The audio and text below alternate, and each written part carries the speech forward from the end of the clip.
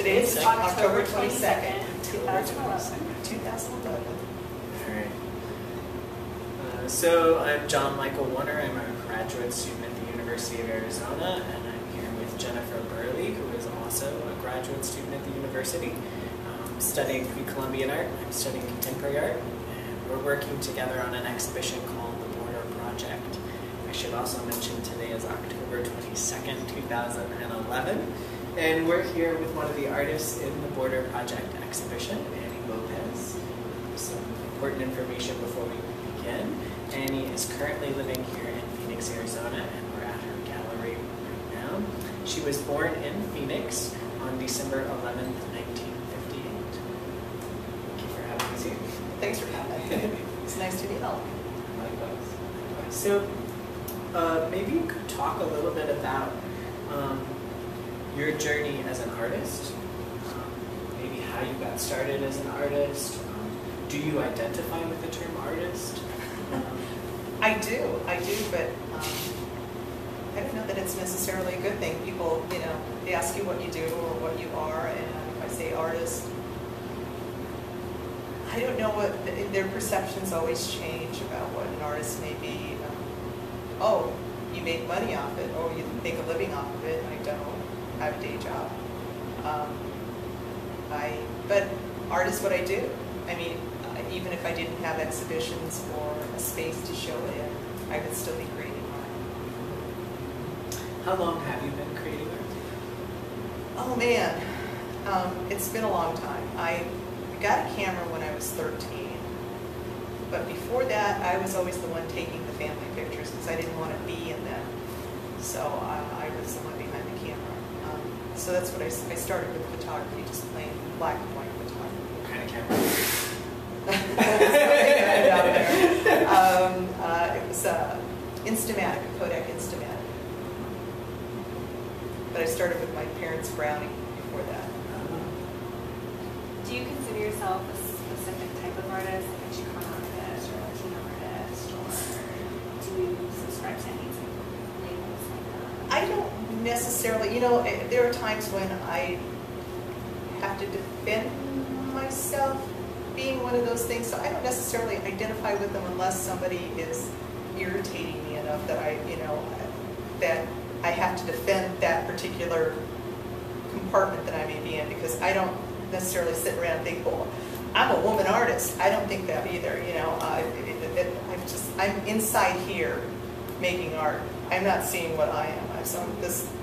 What you see here is not necessarily what I'm seeing. I'm looking out. So, I'm just an artist, and but my experiences play into what my subject matter is.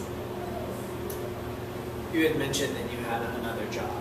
Do the experiences and the realities of that other job come into your art, or are those two different sides of you? It's two different sides of me. Yeah, the people that I meet every day, they don't know I'm an artist. How do you keep those two sides separate? How do you have one life that's totally distinct from another? How do you make that boundary in your life? To me, it's pretty easy. Because that's just something that I have to do in order to earn a living. This is something that I want to do, that I choose to do. So every now and then someone will see my name in the paper and think, oh, that's you. But other than that, they don't mix or meet. When you say that art is something that you choose to do, what is it that compels you to make art? Beyond that moment as a child when you got your first camera, right? Was that a moment of compulsion, or has it been something that's developed over time? Well, it changes, because when I first got my camera, I wanted the camera to take pictures of boys. And that was a way to get close to boys, to get to know them. And, very clever.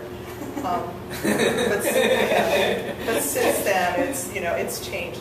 Now I do a lot of writing, and a lot of my work is, a lot of it is autobiographical. So it's me that appears in it, and my experiences over the years, they just keep popping up. Things that may happen. childhood stories. It may be something that just happened to me, but when a lot of times, there are a few people afraid of me now after the exhibition at the art museum, Phoenix Art Museum, where it was the story, it was the almost, but my series was the almost real history of art in Phoenix. And true stories, changed the names, kind of changed tweaked a few experiences there, but they are true. And so after that, a few people were a little concerned about if I was going to, make artwork about them, about something that they did or something that they did to me, or so that they don't have any worries about. There's nothing to worry about here. Because a lot of that work was based on my Mars years, and I really grew up in that group because I was like 22, something like that, when I joined the group, and I didn't really know what being part of an art cooperative or hanging in a gallery was. That was my first experience with art, period.